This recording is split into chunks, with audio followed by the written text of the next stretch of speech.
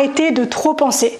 Peut-être que ton cerveau ne s'arrête jamais, que dans ta tête, de jour comme de nuit, il y a cette petite voix qui blablate, qui radote et qui surtout, en plus, la plupart du temps, est là uniquement pour te faire du mal, pour te critiquer, pour te juger, pour te dire que tu n'es pas assez ou que tu es trop ceci, et qui surtout te gonfle cette voix, elle te saoule, elle te pompe l'air, elle te pompe ton énergie et toute ta disponibilité à la vie. Et donc peut-être que ce dont tu as besoin aujourd'hui, c'est de pouvoir mettre ton cerveau sur pause. Eh bien sache qu'il y a quelques années, j'étais pareil. Au départ, moi, je suis une cérébrale, c'est-à-dire qu'une information, lorsque je la reçois, je la décortique, je l'analyse, je la retourne dans tous les sens, je fais des liens qui n'ont aucun intérêt, et après, peut-être, éventuellement, si j'ai le temps, l'énergie et l'envie, je la fais passer par le filtre émotionnel et éventuellement corporel.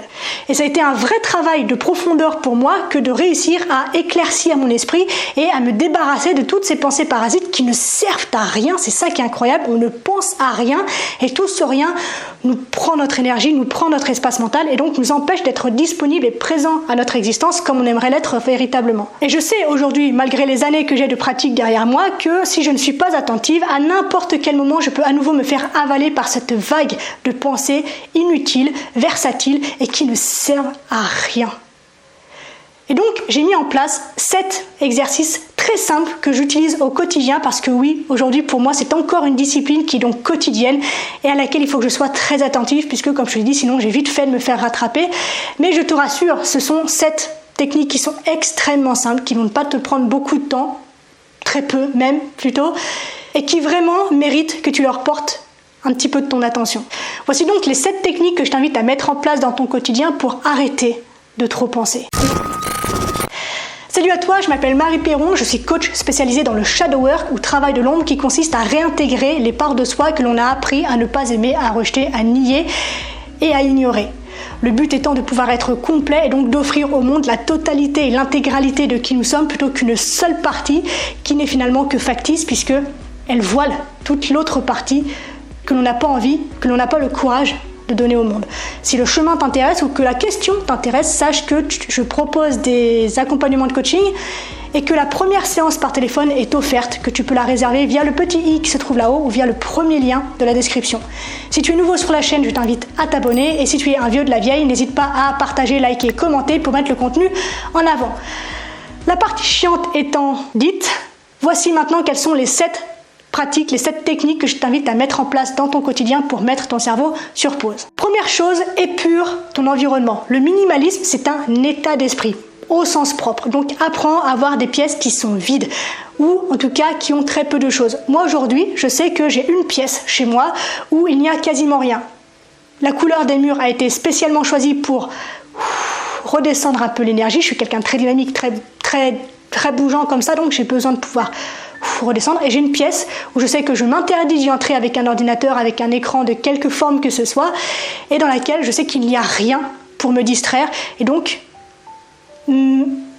justement, c'est mon silence qui va venir petit à petit imprégner la pièce et donc mon intériorité. Et donc, je t'invite pas nécessairement à avoir une pièce vide chez toi qui ne servirait éventuellement à rien dans ta représentation, mais à peut-être pouvoir épurer ton environnement. J'ai des amis où ma grand-mère, par exemple, elle a un petit appartement et c'est blindé. Il y a des trucs de partout qui traînent, des couleurs, c'est clinquant, c'est étouffant et on ne respire pas dans ces appartements-là, dans ces environnements-là. Et donc, je t'invite à épurer au maximum ton environnement pour que l'énergie puisse circuler plus librement et que tu puisses apaiser ton intériorité. On dit souvent que l'intérieur d'une maison est représentatif de l'intérieur de la personne qui l'habite. Et ben on est pile poil là-dedans. Donc épure ton environnement extérieur et tu verras un changement radical sur ton environnement intérieur. Deuxième chose, elle est classique mais elle est inévitable, c'est limiter les informations numériques. Que ce soit les réseaux sociaux, que ce soit les informations des journaux télévisés, que ce soit le journal tout court, que ce soit la radio, fais attention à ce que tu ingères d'une part et limite le temps durant lequel tu ingères ces informations. Je comprends que tu puisses avoir besoin de comprendre, de connaître ce qui se passe dans le monde. C'est tout à fait légitime et j'entends. Mais d'une part, tu ne peux pas contrôler ce qui se passe, donc tu te mets du stress et de la culpabilité qui ne te servent à rien. Et d'autre part, en fait, tu te plombes le moral. Donc je t'invite à être attentif à ça et à peut-être te réserver une plage par jour, peut-être une demi-heure, durant laquelle, oui, tu vas rechercher ces informations, oui, tu te tiens au courant de ce qui se passe dans le monde, mais le reste du temps, tu te tiens éloigné de tout ça. C'est vraiment super important. Troisième chose, mettre en place une routine, une organisation qui est quotidienne. Je sais qu'il y en a beaucoup d'entre vous qui n'aiment pas la notion de routine et de s'imposer une espèce de plan super militarisé dans sa journée. Ce que je veux dire par là, c'est peut-être d'avoir des habitudes dans le fait de t'habiller. Dans ta liste de courses, je te donne mon exemple, j'ai 5 t-shirts, 3 pantalons et j'alterne, j'ai pas besoin de plus, je m'en fous en fait. Je pense que tu l'as remarqué dans les vidéos, je porte régulièrement la même chose, mais parce que j'ai pas plus dans mes placards en fait. Ma liste de courses, c'est toujours la même. Donc, il me faut 10 minutes pour faire mes courses. Et tout le reste est comme ça. Mes journées sont planifiées, oui, alors ça peut être super rébarbatif, mais je ne perds pas de temps à me demander ce qu'il faut que je fasse, à me demander ce qu'il faut que je cherche, à me demander ce qu'il faut que je dise, à me demander ce qu'il faut que j'aille chercher je sais pas où, je sais pas quoi. Simplement, tout est déjà planifié, en grande partie évidemment, il y a une place pour le mystère et le hasard, n'est-ce pas? Mais les grandes lignes de ma vie, si tu veux, de mon quotidien, sont habituelles, sont organisées, sont routinières et donc du coup je n'ai plus besoin d'y penser et je peux t'assurer que d'avoir déjà ça de près, ça enlève un sacré paquet de merde de ton esprit. Quatrième chose, ça j'ai mis du temps à la mettre en place et à la comprendre surtout, c'est d'avoir un sas de décompression entre 2 activités différentes. Par exemple, typiquement, lorsque tu rentres du travail, prends 10 minutes peut-être pour respirer, pour faire autre chose, ou pour faire ton jogging ou aller à la salle de sport avant de rentrer à la maison. Comme ça, tous les soucis que tu as pu accumuler lors de ta journée de travail, tu ne les ramènes pas à la maison et tu ne le fais pas payer aux personnes qui t'entourent. Et donc, simplement prendre le temps, pareil lorsque tu travailles dans ta journée, d'avoir des vraies pauses. D'avoir des vraies pauses, c'est-à-dire que, par exemple, je travaille à partir beaucoup d'un écran de téléphone ou d'ordinateur et le défaut que j'avais c'était de faire une pause en allant sur Facebook, en allant sur YouTube et donc en passant encore du temps sur un écran et c'est super important de pouvoir faire une coupure qui est nette, aussi courte soit-elle, on a besoin de coupures dans la journée pour pouvoir avoir la disponibilité justement d'esprit, l'espace et la présence et l'énergie nécessaires pour pouvoir continuer, conserver notre volonté et donc être écologique sur notre façon de dépenser notre énergie au quotidien.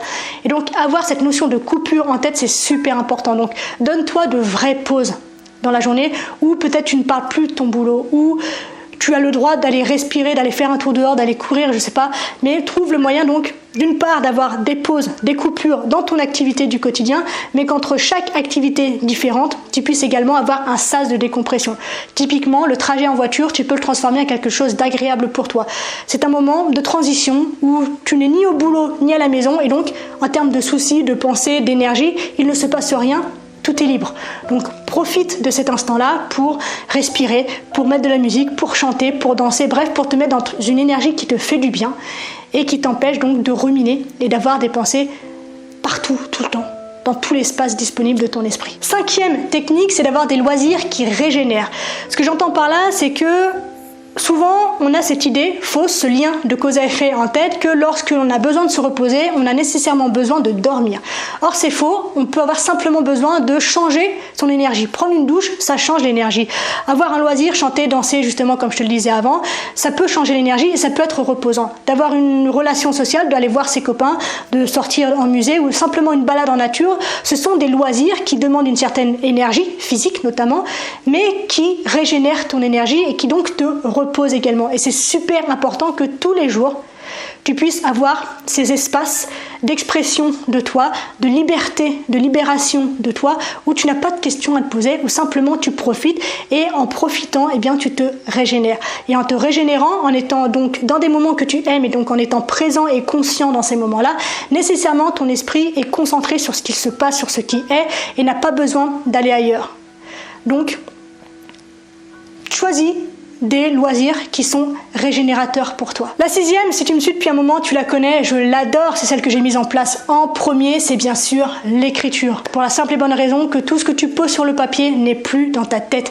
Et ça fait un bien fou de pouvoir simplement... C'est comme si tu tirais la pencile de Dumbledore. Paf, je tire mes pensées, je les pose là, elles sont plus dans ma tête, c'est nickel. Donc, rien besoin de dire, rien besoin... Rien de plus à dire, on va y arriver sur ce sujet-là. Simplement écris.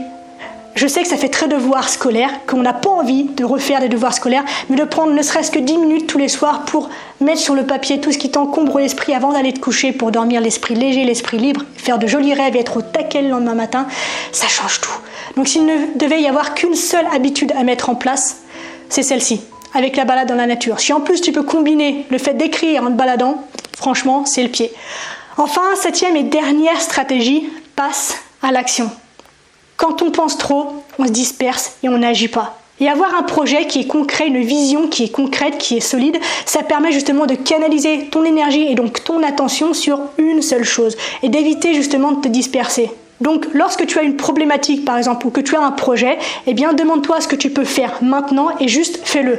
Ne te pose pas de questions, identifie la plus petite action que tu peux mettre en place maintenant et juste fais-la. Et tu verras qu'à mesure que tu vas pouvoir avancer en termes d'action, ton esprit va pouvoir se libérer de toutes les pensées parasites qui t'empêchent justement d'avancer. Et donc lorsque tu es face à une problématique notamment, que tu as un problème au boulot, que tu as un problème dans ton couple, que tu as un problème avec tes enfants ou avec toi-même, simplement demande-toi, ok, qu'est-ce que je peux faire maintenant pour avancer dans la direction d'une relation posée par exemple avec mon ou ma partenaire. Et le plus petit truc qui te vient à l'esprit, juste fais-le, mets-le en place, commence à le mettre en place. Et le premier pas, c'est le plus difficile, mais c'est celui qui entraîne tous les autres. Et tu verras que, à force d'apprendre à marcher et d'avancer, tu vas pouvoir libérer simplement ton esprit. On arrive déjà à la fin de cette vidéo. J'espère qu'elle t'a plu. Si c'est le cas, n'hésite pas à me le faire savoir et à m'encourager. Donc, comme je t'ai dit au tout début, en partageant, likant ou en commentant cette vidéo. Le simple fait d'interagir avec le contenu, ça permet de le mettre en avant. Et donc, c'est super important pour moi. Je te laisse là, on se retrouve très vite dans une prochaine vidéo. D'ici là, bien sûr, prends soin de toi, sois reconnaissant envers la vie et surtout, n'oublie jamais que tu es la personne la plus importante de ta vie et que de ce fait, tu mérites ce qu'il y a de meilleur. Je nous aime, à la revoyure.